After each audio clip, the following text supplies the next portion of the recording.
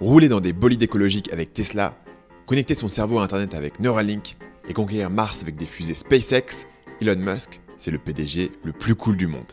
Tellement cool qu'il a été invité à présenter la légendaire émission humoristique SNL. Thank you, Michael. Well, now, The Doge Father. okay, Dogefather. So, Mais Elon Musk, qui a la réputation de bosser entre 80 et 90 heures par semaine, il passe beaucoup de temps à glander sur Internet. En 2020, il a tweeté 3648 fois, ce qui équivaut environ à 10 tweets par jour. En plus, il ne tweete pas des trucs sérieux de PDG sérieux à base de langue de bois et de jargon administratif. Il tweete des mèmes. Mais alors pourquoi est-ce que Elon Musk passe autant de temps sur Twitter? Les détracteurs vont dire qu'il perd son temps. Mais il se trompe. En fait, Elon Musk a tout compris à l'économie du 21e siècle, et vous devriez probablement suivre son exemple.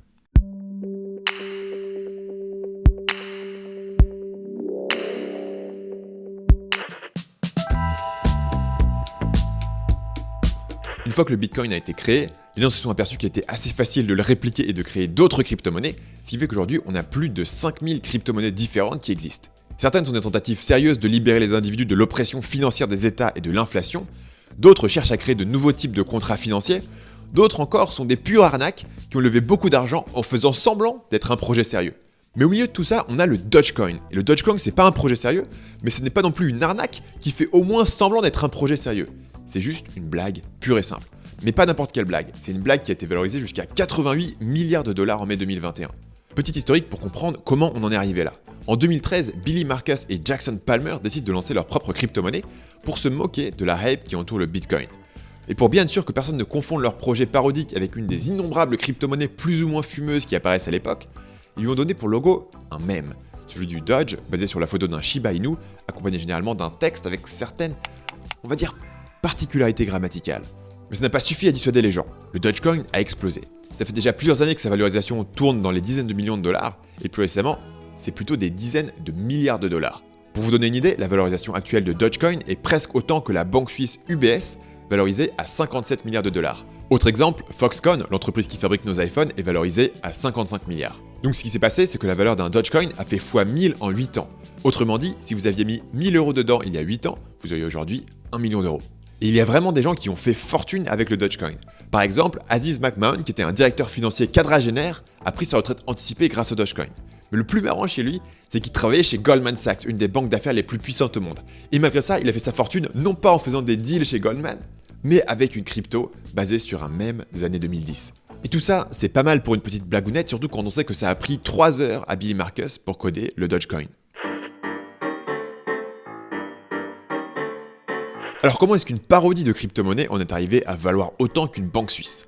Jusqu'à fin 2020, la valeur unitaire de Dogecoin était minuscule, oscillant entre 0,00013 et 0,008 $.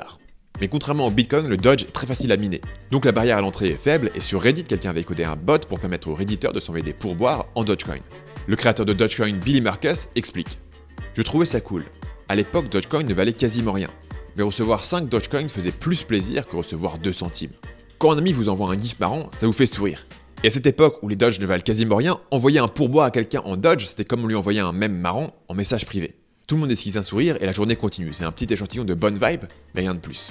Donc une communauté Reddit très active est apparue autour du mème, et ils vont s'amuser à mettre le logo de Doge dans le monde réel. Par exemple, ils vont faire une contribution de plus de 129 000 $ pour l'équipe jamaïcaine de bobsleigh, et ils vont sponsoriser un pilote de NASCAR à hauteur de 55 000 $. Le blogueur Matt Levine, qui écrit chez Bloomberg, explique le succès du Dogecoin comme suit. Comme tout mème, ça a commencé parce que c'était marrant. Avec suffisamment de genre dans la blague, le prix a commencé à monter. La montée du prix attire l'attention des médias mainstream qui font des articles pour expliquer que c'est absurde, que c'est un mème, que pourquoi les gens mettent autant d'argent et que la société est devenue folle. Plus les médias expliquent que c'est absurde, plus ça devient marrant. Et en plus, ceux qui ont capté le mème suffisamment tôt peuvent devenir riches. Donc à un certain point, il n'y a même plus besoin de théories compliquées pour expliquer l'essor d'une crypto comme le Dogecoin. Ça devient juste une forme de pari en ligne. Et les gens adorent parier.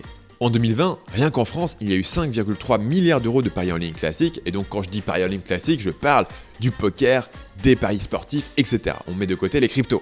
Et le truc sur les paris, c'est que plus c'est volatile, plus c'est marrant.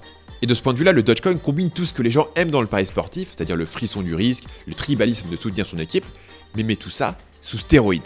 Acheter Dogecoin, c'est non seulement rentrer dans un casino où vous avez une vraie chance de faire x10, mais c'est aussi rejoindre une communauté mondiale qui a son propre langage, ses propres valeurs et son propre sens de l'humour. Et même quand vous perdez de l'argent, vous gagnez en statut dans la communauté, parce que vous pouvez poster sur Reddit et obtenir 12 000 upvotes. La question est donc, pourquoi Dogecoin? Pourquoi est-ce qu'autant de gens, des parieurs, des blagueurs ou les deux, ont choisi cette crypto particulière?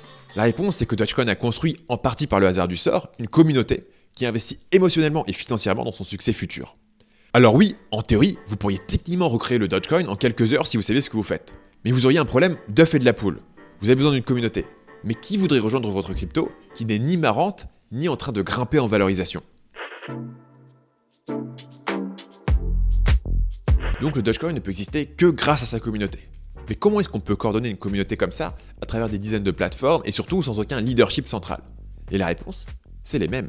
La force d'un mème, c'est deux choses. D'abord, il est facile à partager. Ensuite, il condense une quantité d'informations énorme en une seule image.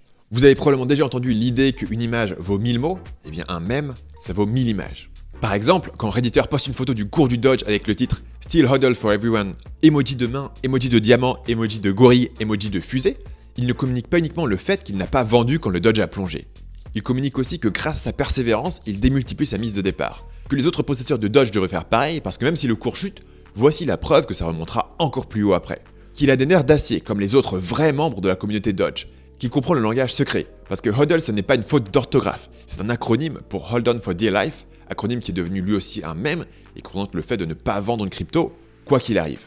Là où c'est encore plus fort, c'est que chaque emoji utilisé dans le titre est riche de sens. La main et le diamant fait référence à l'expression Diamond Hands qui veut dire, comme HODL, que vous refusez de vendre dans les moments difficiles. Le gorille évoque l'idée que ne jamais vendre dans les hauts et les bas, c'est à la fois une preuve de force et de courage, mais il y a aussi un côté autodérisoire, où on est un peu débile, on est un peu irrationnel de miser autant sur un investissement aussi risqué. Et finalement, la fusée annonce la prédiction que le cours va continuer à exploser. Ces mèmes sont le langage secret de la communauté, ils séparent automatiquement ceux qui les comprennent des autres. Il y a les initiés qui ont la clé, et le reste du monde pour qui tout ça, c'est du hiéroglyphe. Par exemple, si vous n'êtes pas familier de la communauté Dogecoin, ce post, sobrement intitulé Doge plus Moon, va rien évoquer pour vous de très spécial.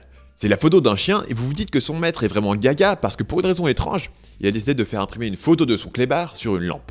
Ça va peut-être vous faire sourire parce que c'est bizarre, mais sans plus. Par contre, si vous êtes membre de la communauté Dogecoin, voyez autre chose dans cette image. Vous voyez que le chien qui pose sur la photo est littéralement votre étendard. C'est le drapeau de votre nation. Voir cette photo, c'est comme voir un compatriote qui agite le drapeau français pendant un match de foot, avec toute la riche histoire qui est condensée dans ces 3 bandes de couleurs. Vous comprenez instantanément l'expression « to the moon » qui dans le milieu crypto désigne une hausse spectaculaire du cours. Donc la lampe en forme de lune avec la photo du Shiba dessus, c'est un rébut.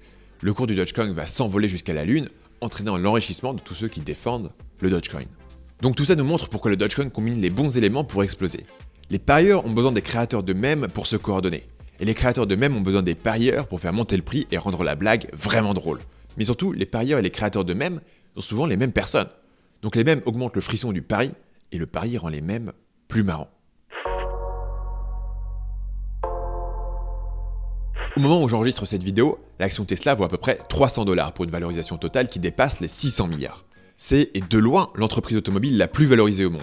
Ses rivaux américains sont loin derrière. General Motors est à 85 milliards et Ford est à 50 milliards. Et ça c'est assez dingue, parce que GM et Ford vendent 10 fois plus de voitures de Tesla et font 4 fois son chiffre d'affaires, mais elles valent 10 fois moins.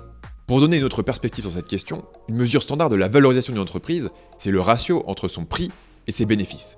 Le ratio moyen prix-bénéfice pour les 5 dernières années est environ de 33 pour Ford, de 12 pour GM, mais de 943 pour Tesla.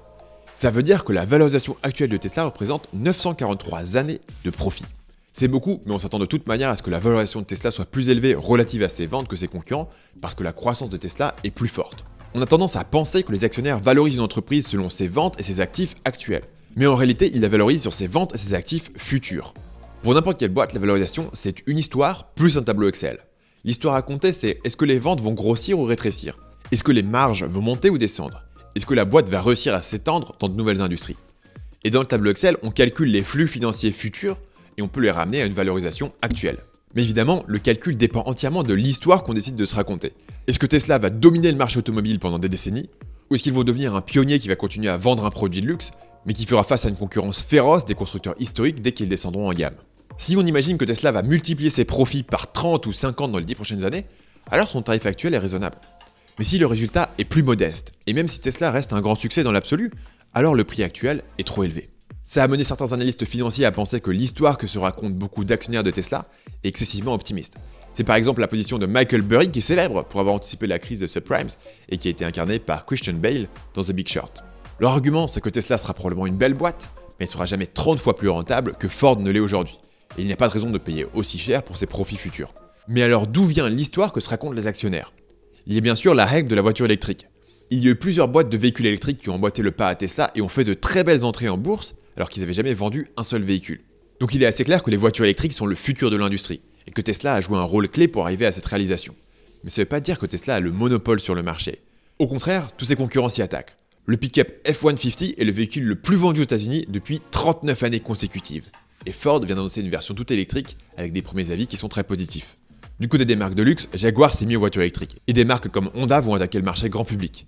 Il y a même des rumeurs que Apple, la plus grosse entreprise au monde, travaille sur une voiture. Donc Tesla a de l'avance, et ils ont une marque imbattable. Mais est-ce que c'est assez ?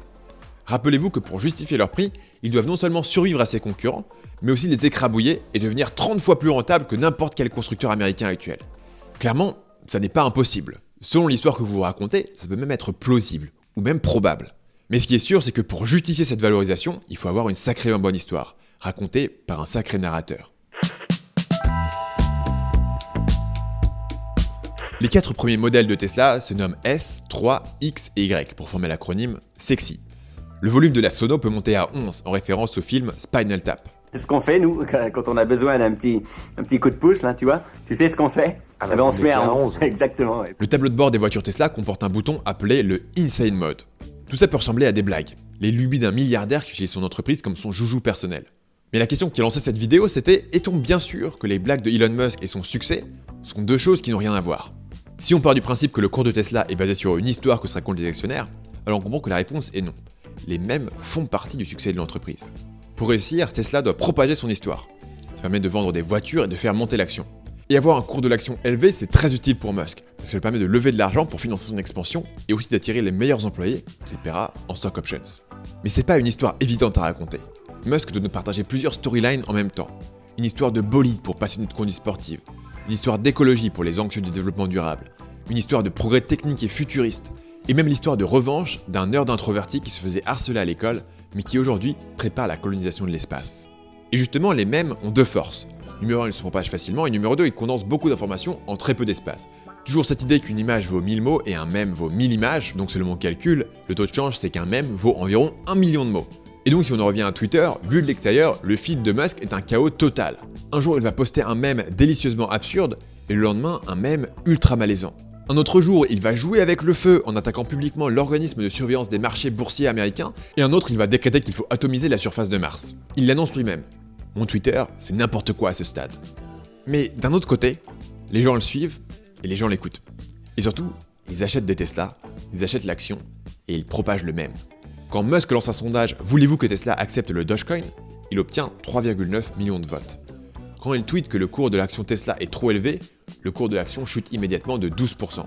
Quand il tweet « Tesla a les mains en diamant », les gens dans les commentaires se plaignent de se retrouver endettés à cause des tweets de Musk parce qu'ils ont suivi tous les investissements qu'il a conseillés. Une partie de ces tweets ne servent à rien. Pas mal sont contre-productifs. Mais la somme de tout ça est clairement positive. Elon Musk a propagé sa légende pour devenir une des célébrités les plus influentes au monde. Et Tesla avec un PDG standard ferait toujours des bonnes voitures. Mais elle ne serait pas valorisée à ce niveau-là. Et pire, elle n'aurait probablement pas survécu jusqu'ici. Dans les départs, quand il n'y avait aucune raison de croire à son histoire, Musk lui-même donnait 10% de chance de succès à l'entreprise. Un communicant moins efficace n'aurait jamais pu lever de l'argent, il n'aurait jamais pu recruter des employés assez talentueux, il n'aurait jamais pu vendre les premières voitures à une époque où personne n'avait envie d'une voiture électrique. Alors est-ce que Tesla aurait pu survivre avec un PDG charismatique et inspirant, mais qui évite de faire des blagues douteuses où il propose aux régulateurs boursiers américains de le sucer ? Oui, ils auraient survécu. Mais ce serait juste une autre boîte de niche qui fait un excellent produit. Ils n'auraient pas cette visibilité mondiale, et leur PDG n'aurait clairement pas une autre boîte où il envoie des fusées sur Mars. Comme pour le Dogecoin, l'humour et le pari se rejoignent. Plus Musk utilise des mèmes, plus c'est marrant de le suivre et de parier sur lui. Et, à défaut de croire à son histoire, on peut lui envoyer des contre-mèmes et contribuer quand même à propager la légende. Tesla, c'est une entreprise, avec des employés, des bureaux et des usines. Mais c'est aussi une idée qui existe dans la tête de millions de personnes. Pour accomplir sa mission, cette idée est aussi importante, voire plus que les usines. Tesla est une prophétie autoréalisatrice. Si les gens croient à l'histoire que raconte Elon, ils vont lui donner du capital, travailler pour lui et acheter ses produits. Et ainsi, ils vont transformer cette histoire en réalité. Et vu comme ça, Le plus grand mème d'Elon Musk, c'est Tesla. Le 27 janvier 2021, l'action GameStop monte à 347 $. Un an plus tôt, elle en valait 5. Autrement dit, si vous aviez investi 10 000 $ dedans en janvier 2020, un an plus tard, vous auriez 700 000 $. GameStop, c'est l'équivalent américain de Micromania, c'est des magasins de jeux vidéo physiques. Et tous les investisseurs s'accordent à dire que l'entreprise semble promise à une lente agonie à cause de l'explosion du jeu dématérialisé. Tous, non. Un passionné de la bourse pense au contraire que l'action est sous-cotée. Il a investi 53 000 $ dans GameStop. Sous le pseudonyme Deep Fucking Value, qu'on peut traduire en français par putain de valeur profonde, il poste des captures d'écran de son portfolio sur un subreddit fréquenté par des traders amateurs de la bourse, Wall Street Bets. Au départ, l'accueil est sceptique. On lui conseille de vendre avant que l'action s'écroule. Mais Deep Fucking Value, de son vrai nom Keith Gill, refuse de changer d'avis. Le 28 juillet 2020, il sort une vidéo de 56 minutes dans laquelle il présente son analyse qui démontre, chiffres à l'appui, pourquoi l'action GameStop est sous-cotée. La vidéo est tout ce qu'il y a de plus sérieux. Après tout, il a déjà des dizaines de milliers de dollars en jeu sur l'action. Mais au niveau du style, on est quand même loin de l'analyste financier en costard-cravate qui passe sur CNN. Il porte un t-shirt avec un motif chaton, il a une casquette à l'envers, il a une pinte de bière, et le nom de sa chaîne lui-même s'appelle Roaring Kitty, qu'on peut traduire en français par le chaton rugissant, probablement choisi parce que son pseudo Reddit n'allait pas passer sur YouTube. Vu de l'extérieur, on pourrait se dire que c'est une erreur. C'est dommage de passer des dizaines d'heures à faire une analyse poussée, puis ensuite massacrer sa crédibilité en portant une casquette dans la présentation. Ça fait juste pas sérieux, qui aurait envie d'investir son argent à côté de ce gars? Mais déjà, Keith Gill parle le langage du mème. Il veut fédérer une communauté autour de son pari. Et pour ça, il lui faut deux choses. Numéro 1, il faut que ça soit fun, sinon les gens vont pas le suivre. Et numéro 2, il lui faut un aspect tribal, avec des symboles mémorables. Et donc il va mettre en place très tôt des symboles qui vont devenir, au cours de notre récit, des mèmes à part entière. Sur sa chaîne, il ajoute un générique avec des chatons. Et dans certaines vidéos, il apparaît avec un bandeau à la McEnroe ou avec un cigare. Mais ce n'est pas cette seule vidéo qui a fait exploser le cours de l'action GameStop. Il suffit de voir qu'en octobre 2020, sa chaîne ne cumule même pas 10 000 vues. Malgré ça, le chaton rugissant continue à poster des mises à jour de son portfolio sur Wall Street Bet, y compris quand il perd de l'argent, comme le 31 décembre 2020, où il perd plus de 100 000 $. Tous ces posts mentionnent YOLO, un acronyme qui signifie « on ne vit qu'une fois ». Dans le contexte de Wall Street Bets, l'idée de YOLO est en soi un mème. Au départ, c'était un acronyme tout à fait sincère pour signifier que la vie est courte, il faut la vivre au maximum, etc. Mais plus récemment, l'acronyme est devenu cliché, puis il est devenu ringard, puis il est devenu ironique. Et finalement, YOLO est devenu la devise de Wall Street Bets. C'est l'équivalent du To the Moon de Dogecoin.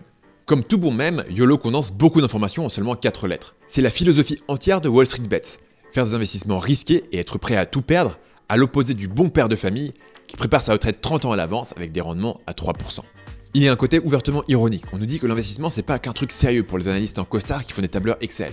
Ça peut aussi être une forme de jeu, une forme de pari en ligne, une manière de vivre sa meilleure vie. D'où le nom de ce subreddit, Wall Street Bets, les paris Wall Street. Et donc le chaton rugissant est au bon endroit pour parler de son pari sur GameStop. Au fil de ses posts étiquetés YOLO, il gagne de l'attraction. Son post de juin fait 59 likes, celui de juillet en fait 642, celui d'août en fait 2500. Et ça continue. 16 000 likes en octobre, 10 000 likes en décembre. Il rajoute sa propre photo avec un bandeau et un cigare sur la capture d'écran de résultats où il a généré plus de 2 millions de profits en partant de 100 000 $ d'investissement. En parallèle de ses posts YOLO, le chaton rugissant produit 48 vidéos consacrées à GameStop rien que sur les 5 derniers mois de 2020. Et dès fin août, il prophétise la possibilité d'un short squeeze sur les actions GameStop. Ok, il faut qu'on explique rapidement ce qu'est un short squeeze. Je vous donne la version schématique dont vous avez besoin pour comprendre la suite. On va commencer par parler de la notion de vente à découvert. En anglais, short selling. Imaginez que Marketing Mania est coté en bourse à 100 $ l'action. Si vous pensez que le cours de l'action va tomber à 50 $ dans les prochains jours, vous pouvez aller voir un actionnaire et lui emprunter une action Marketing Mania. Une fois l'action en votre possession, vous la vendez et vous empochez 100 $. Et si une semaine plus tard l'action est effectivement descendue à 50 $, vous la rachetez sur le marché à 50, vous la rendez à l'actionnaire qui vous l'avait prêté et vous avez fait 100 $ de bénéfice. La vente à découvert, ça plaît pas à tout le monde, mais c'est un mécanisme essentiel de la bourse qui permet d'équilibrer l'offre et la demande. Mais c'est une pratique risquée parce que vos pertes potentielles sont illimitées. Par exemple, si vous faites un achat normal d'une action Marketing Mania pour 100 $, le pire qui puisse se passer, c'est que l'action tombe à 0 et vous avez perdu vos 100 $. Mais si vous vendez à découvert, l'action peut monter quasiment jusqu'à n'importe quel prix. Donc si elle monte à 200 $, vous allez devoir racheter à 200 $ et vous auriez perdu 100 $. Mais si elle monte de 300 $, alors vous aurez perdu 300 $. Et si elle fait x70 comme l'a fait GameStop, vous pouvez perdre une vraie fortune. Donc ça c'est la vente à découvert, le short selling. Maintenant parlons du fameux short squeeze. Comme on vient de le dire, sur une vente à découvert, vos pertes sont potentiellement illimitées. Ça pose un problème pour la personne qui vous a prêté l'action, parce qu'il veut être sûr que vous aurez assez d'argent pour racheter l'action et la lui rendre. Donc il va vous demander de déposer un collatéral, une certaine caution chez lui. Mais plus le prix de l'action monte, plus vos pertes montent, plus il va vous demander de collatéral. Donc un vendeur à découvert peut se retrouver dans la situation où ses pertes montent et il n'a pas assez d'argent pour les couvrir. Dans ce cas, il sera forcé de liquider ses positions en rachetant l'action en question, quel que soit le prix. Et ça, c'est ce qu'on appelle un short squeeze. Le trader est pressé comme un citron et doit sortir de sa position avec des pertes énormes. Alors quel est le rapport avec GameStop et Reddit? La thèse d'investissement du chaton rugissant est la suivante. Il y avait énormément de ventes à découvert sur GameStop. Donc si Reddit pouvait suffisamment faire monter les prix, les traders qui avaient parié contre GameStop seraient obligés de liquider leur position en rachetant les actions à prix fort, ce qui ferait encore plus monter les prix. Et alors les redditeurs pourraient revendre leurs actions aux short-sellers en panique et faire un carton. Le problème avec ce plan, c'est qu'il faut beaucoup d'argent pour faire un short squeeze, et le chaton rugissant est loin d'avoir assez de capital. Collectivement, les membres de Wall Street Bet, ils ont pas mal d'argent, mais ils n'ont pas de leader. Et coordonner des dizaines de milliers de traders amateurs sur une opération comme celle-ci, ça semble impossible. En toute probabilité, ils peuvent faire monter un peu le prix, mais ce qui risque de se passer, c'est que le prix va monter de 10%, ceux qui ont acheté les premiers vont vendre pour un profit rapide, et ceux qui sont arrivés plus tard seront perdants. Alors comment est-ce qu'on va convaincre des dizaines de milliers de personnes d'investir toutes leurs économies dans cette idée un peu folle? Comment les convaincre de tenir leur position assez longtemps pour réaliser le short squeeze? Selon une certaine théorie du comportement humain, c'est impossible. L'égoïsme individuel va triompher et le projet va s'écrouler. Mais c'est pas ce qui s'est passé. Début 2021, un événement va booster la crédibilité du plan du chaton rugissant.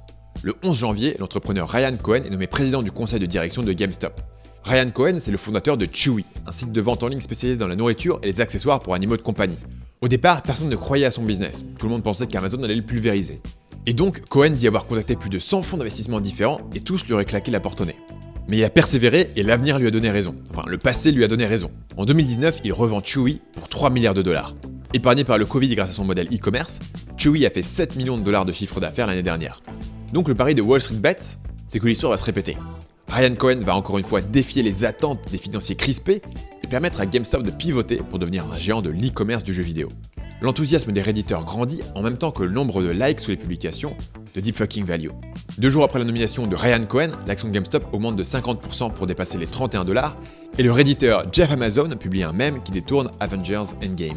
Ryan Cohen est Black Panther venant secourir Captain America, et Keith Gill est un gigantesque Ant-Man. Ce post obtient plus de 4000 likes et plus de 300 commentaires. Le 15 janvier, le redditeur OrionX publie un mème qui détourne l'attaque des Titans. Résultat, 23 000 likes et plus de 800 commentaires. Le 22 janvier, l'action GameStop double et monte à 65 $. Le 27 janvier, l'action GameStop monte à 354 $. Improbable mais vrai, le short squeeze se concrétise. Citron Research annonce 100% de pertes sur ses ventes à découvert. Les redditeurs sont ravis parce que dans un tweet posté seulement quelques jours plus tôt, Citron les narguait en les qualifiant de dindons à la table de poker et annonçant « Nous comprenons les mécaniques de vente à découvert mieux que vous et on va vous expliquer ça ». Le hedge fund Melvin Capital, qui avait lui aussi une grosse position à découvert sur GameStop, annonce 4,5 milliards de dollars de pertes sur ses investissements et doit être renfloué. Le lendemain, l'application de trading Robinhood suspend les transactions sur les actions GameStop et cite la volatilité du cours comme cause directe. Deep Fucking Value et son armée de redditeurs ont accompli ce qui était censé être impossible. Un short squeeze réalisé par des petits traders individuels sur des hedge funds avec des milliards d'actifs. Cet événement légendaire est commémoré, bien sûr, dans des mèmes. Le 8 février 2021, un détournement du Seigneur des Anneaux intitulé La légende de GameStop fait 71 000 likes et plus de 1000 commentaires, avec Sauron dans le rôle de Melvin Capital et Isildur dans le rôle de Wall Street Bets qui coupe son doigt et s'empare de l'anneau. L'affaire a pris des proportions telles que le Sénat américain organise une audience publique où vont intervenir différents témoins, dont le PDG de l'application de trading Robinhood et le chaton rugissant en personne. Donc on a Keith Gill qui a sorti un costard parce que quand même on rigole pas avec le Sénat, mais qui va quand même en profiter pour glisser des messages mémétiques réservés aux initiés. Par exemple, il commence une énumération par la précision étrange « Je ne suis pas un chat ». A few things I am not. I am not a cat. I am not an institutional investor. Nor am I a hedge fund. I do not have clients, and I do not provide personalized investment advice for fees or commissions. Cette phrase « I am not a cat » fait référence à une vidéo virale où un avocat n'arrivait pas à désactiver le filtre chat pendant un zoom avec un juge. I can hear you. I think it's a filter. It is, and I don't know how to remove it. I've got my assistant here. She's trying to, but I'm prepared to go forward with it. I'm here live. I'm not a cat. Et c'est aussi bien sûr une référence au nom de sa propre chaîne YouTube, le chaton rugissant. Comme on pourrait s'y attendre, cette phrase a depuis été reprise dans de nombreux mèmes. Il a aussi profité de son décor, parce que sur le mur derrière lui, il a un poster avec un chaton accroché à une corde où il y a écrit « Hang in there », c'est-à-dire Tiens bon, évidemment une référence au fait de ne pas vendre les actions GameStop.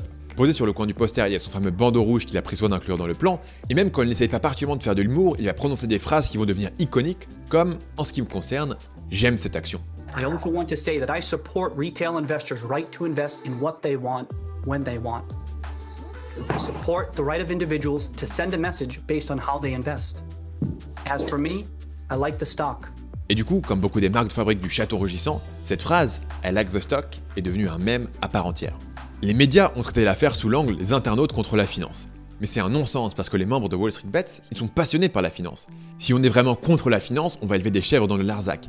On trade pas des options sur Robinhood. Donc même si certains hedge funds ont perdu dans la bataille, y a rien d'anormal à ça. Dans la bourse, à chaque fois qu'un trader gagne gros, quelqu'un d'autre doit perdre de l'autre côté.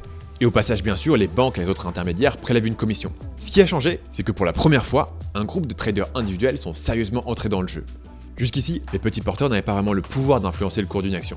Ils regardaient et ils subissaient pendant que des géants comme les multinationales, les hedge funds et les gouvernements menaient bataille au-dessus d'eux. Donc, pour la première fois, ces traders individuels sont devenus une force à part entière. Dans le futur, tout hedge funds aura une case Reddit dans ses modèles financiers. Et on a déjà commencé à voir des analystes financiers spécialisés dans le décodage et la création de mèmes. Prenez par exemple cette annonce pour un meme artiste / shitposter avec une fourchette de salaire entre 80 et 100 000 $ annuels. Toute révolution a besoin d'une figure de proue. Pour les Cubains, c'était Che Guevara. Pour Wall Street Bets, ce leader légendaire, c'était le chaton rugissant. Et aujourd'hui, tout comme son homologue cubain, vous pouvez acheter des posters, des autocollants et des t-shirts à son effigie. Le 16 avril 2021, le héros tire sa révérence, en tout cas pour le moment avec un post intitulé « Mise à jour finale ». Il récolte 148 000 likes et 14 000 commentaires. Il possède alors plus de 30 millions en actions GameStop. Elon Musk a un jour détourné une citation de la série de science-fiction Dune en tweetant « Celui qui contrôle les mèmes contrôle l'univers ». Pour une fois, c'était pas une blague.